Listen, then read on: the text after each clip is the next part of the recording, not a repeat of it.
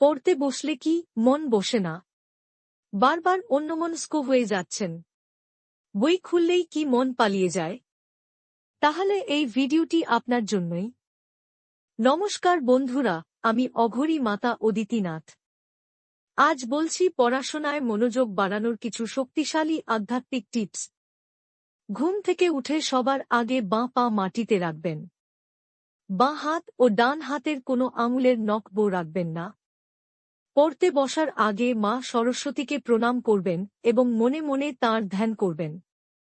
প্রতিদিন সূর্য প্রণাম করবেন। পড়ার সময় নীল সরস্বতীর ধ্যান করবেন এবং পড়ার ঘরে নীল সরস্বতীর ছবি রাখবেন। প্রতি সোমবার ও শুক্রবার নিরামিষ আহার করবেন। শুদ্ধাচারে মা সরস্বতীর 108 বার বীজমন্ত্র ধ্যান করলে মনোযোগ ও স্মৃতিশক্তি বাড়বে। নিয়ম মেনে চললে অবশ্যই ফল পাবেন। জয় গুরু বামদেব, জয় মাতারা। নতুন ভিডিওর আপডেট পেতে এখনই চ্যানেলটি সাবস্ক্রাইব করুন। ভিডিও ভালো লাগলে যাওয়ার আগে লাইক করে যাবেন। ভালো থাকুন, সুস্থ থাকুন, সঙ্গে থাকুন।